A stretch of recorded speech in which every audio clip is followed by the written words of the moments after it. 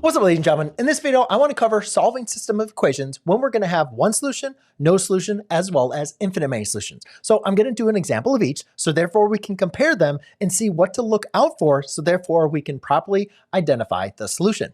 But before we get to that, we got to kind of remember, like, how do we even understand one solution, no solution, and infinite many solutions? And if you remember, it actually wasn't that long ago when we were solving linear equations. And sometimes when solving linear equations, we'd get an answer like x was equal to 5. And we say, okay, we do the inverse operations, x equals 5. That is an example of one solution. But if we were to solve a linear equation, and let's say we had x's on both sides, and we did all the math, and we got x is equal to x, I want you to see, like, that's always going to work, right? If x equals 5, then 5 equals 5. If x equals negative 10 equals negative 10. So no matter what the value is for x, this equation is always going to be true, right? So therefore, this is going to be an infinitely true case. And so sometimes we'll simplify it like this, like 7 equals 7, or 1 equals 1, or whatever may be the case. Those are examples of infinite many solutions. Now, sometimes when we're solving linear equations, we would get something like this: 2 is equal to 5. And we'd recognize, like, well, 2 is never going to equal to 5, right? So therefore, solving a linear equation when we had something that had made an equation where it was not true, that'd be a case of no solution. All right. Now we're going to use this understanding from linear equations to apply them to a system of equations. So let's go and take a look at our first example. We'll have a 3x minus 2y equals a negative 15. And then a 2y minus 15 is equal to a 3x. Now, the first thing that I always tell my students before we go to solving a system of equations is, ladies and gentlemen, you have to make the x's are lined up, the y's are lined up, and the constants are lined up, okay?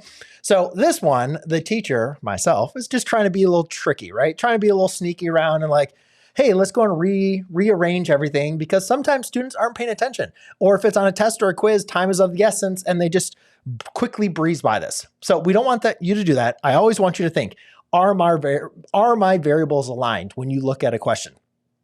First thing you always think. And in this case, the answer is no. So what we're going to need to do is rearrange everything. So how can we go ahead and rearrange it? Well, let's go and write this over to the side. Actually, I'm not going to do the top equation. I'm going to do the bottom equation.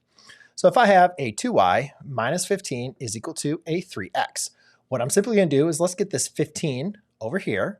So I'll add a 15 to both sides. So therefore I get a 2y is equal to a 3x plus 15. And then I'm going to subtract the 3x on both sides. So now I got a 2y minus a 3x is equal to a positive 15. So let's go ahead and rewrite the system of equations. And I'll do this in a different color so we can kind of see. So this is now going to be the new version of that, okay? So we're going to put that right there. So we'll have a 3x minus 2y is equal to a negative 15. And then our new version, which is a 2y minus, oh, what am I doing? Why did I rearrange it like that? I just told you to make sure they're around, and I didn't rearrange them. Let's go ahead and rearrange this to a negative 3x plus 2y is equal to 15. There you go. I did the math right, but I didn't put them in the correct order. So this is a negative 3x plus a 2y is equal to a positive 15. Okay, so now solving a system of equations, we can use substitution, we can use elimination. I always like to use elimination when I have variables that have the same coefficient, one positive or one negative, or even when they just have the same coefficient. But in this case, it's even better because they have one positive, one negative, right? So I see this, I'm like, oh, well, let's just go ahead and add these two equations up. 3x plus negative 3x is going to be a 0x, which is just 0, right? Negative 2y plus positive 2y is also just going to be a 0. And then negative 15 plus 15 is again equal to 0. So now we have this equation that 0 is equal to 0. So what do we know? Is that always going to be true? Yes, that's always going to be true. So ladies and gentlemen, this is an example of infinitely many solutions. All right. So let's go and move on to the next example, because it's always going to be true for no matter what values for x and y, this system is always going to be true. And actually, if we look at this graphically, it's the exact same line. Okay. If you were actually to solve for y for both these equations and put them in slope-intercept form and then graph them, it would be the exact same line. Okay, that's the important thing to understand about infinite many solutions on the graphical approach. All right, let's get to the next one. We have a little fraction, right? We got to add in some fractions. That makes life a little bit interesting. And then sometimes we'll look at a problem and be like, oh, I don't want to do that one, so I'll skip over it. But no, we don't want that to work, right?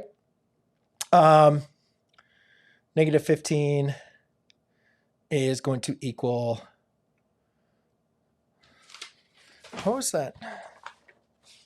Yeah, okay.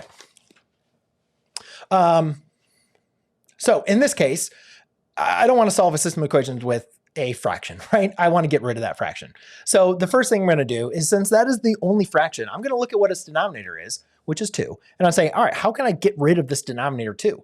Well, what that means is I need to multiply.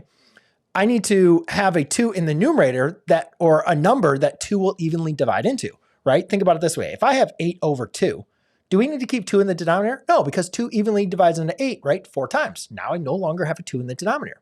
Now in this case, I don't want to multiply by 8. I could, but I want to multiply by the smallest number that 2 would divide into, which hopefully you recognize is simply just going to be 2. Now, I didn't ask myself the question, but hopefully you already recognize X's are lined up, Y's are lined up, so we're good. So we just need to get rid of this 2. So what are we going to do? I'm going to multiply everything, and this is very important because a lot of students will mess this up. They will not multiply everything by 2. Sometimes they'll just multiply this term. Sometimes they'll multiply these 2 terms. You have to make sure you multiply each and every term of your equation. Now, when you do that, 2 times 5/2, notice the 2's divide out. So therefore, we're just going to be left with a 5x minus a 2y is equal to a negative 8. And a lot of times students will do this and they'll add everything up. But what will happen is even though they'll write it out there, they actually won't still compute it correctly. Okay, so that's going to be our final answer here. So I'm just actually going to write this down below here. So I have a 5x minus a 2y is equal to a negative 8. So now notice that my coefficients are exactly the same, right? But they're both positive or both negative. So that's not going to work. So a couple things we could do. We could subtract them. Like, so over here, we added them to eliminate. So here we could subtract them. Or what we could also do is say, hey, you know what? Let's go back over here and let's multiply by negative. So then that negative is going to turn this everything changed. So that means that would be a negative 5x, positive 2y, and that'd be a positive 8. So what happens here is now everything's going to look like that. Now we can combine them. You don't have to do this. Again, if you like subtracting, that's fine.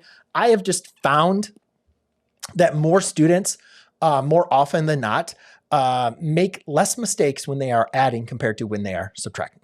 All right.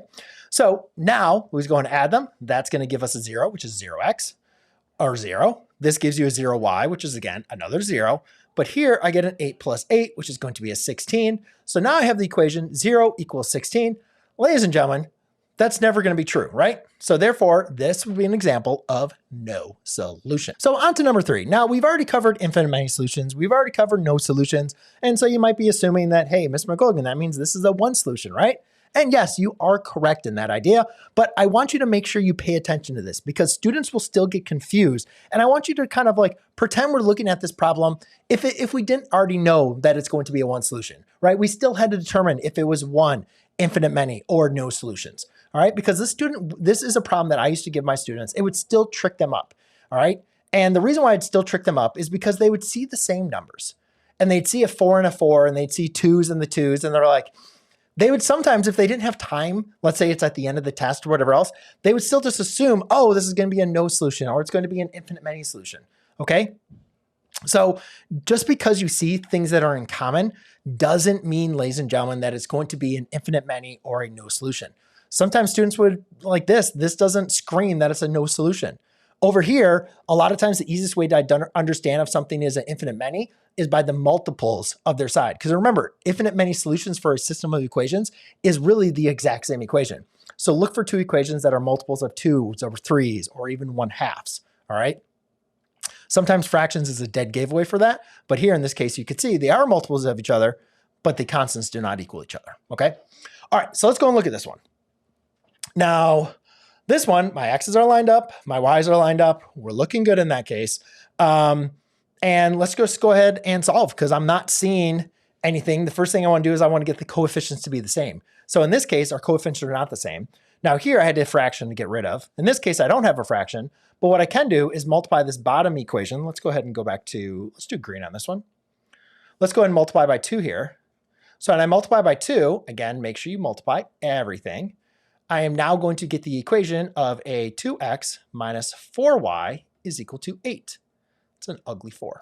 Okay, so now let's go and rewrite the equation, or just rewrite the system. So 2x minus y is equal to 4. And here I have, oh, I don't want to do positive and positive. Let's multiply that by a negative. So that's a negative 2x plus 4y minus 8. So negative 2x plus a 4y, that's a negative, sorry, equals a negative 8.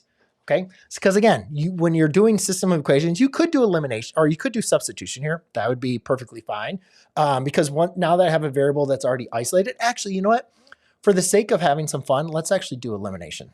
I kind of forgot. I wanted to include an example of elimination. I'm sorry, substitution. So how do we do substitution compared to elimination? Because I already did 2 examples of elimination. So let's do a substitution. I actually prefer to use substitution when I have a variable that is either isolated or has a coefficient of 1 or negative 1. In this case, I have 2 variables, coefficients of 1 or negative 1. So I'm going to go and use the one that has a positive 1, and I'm going to simply solve for it. Because solving for x is pretty simple, right? You just add a 2y. So x is equal to a 2y plus 4. Now, what do we do with substitution? What we're going to do is we're going to take this value, what x is equal to, and we're going to plug it into the other equation. Right? So x equals 2y plus 4. We're going to take that and plug it in right here. So what that's going to look like is now a 2 times a 2y plus 4 minus y is equal to a positive 4. Now we just have a linear equation, right? Let's go and solve. So apply distributive property here. So that's going to become a 4y plus 8 minus y is equal to 4. Let's subtract the 8. Let's go and combine those. A 4y minus y is going to be a 3y is equal to 4. Divide by 3. Divide by 3. Y is equal to a 4/3. Ooh, we got some fractions. But now you can see at least we have one solution. So we know in this case, ladies and gentlemen, it's not a one solution it's not a no solution or an infinite many, right? If we got one value for y, that means we're going to get a value for x, right? We know that is going to be one solution. So you can simply stop the work here. If the question was, is it one, none, or infinite many?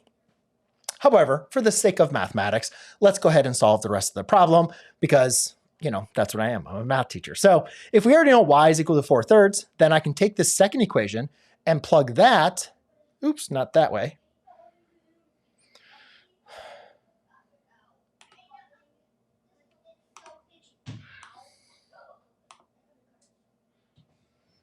There you go. I don't want to plug it in that way.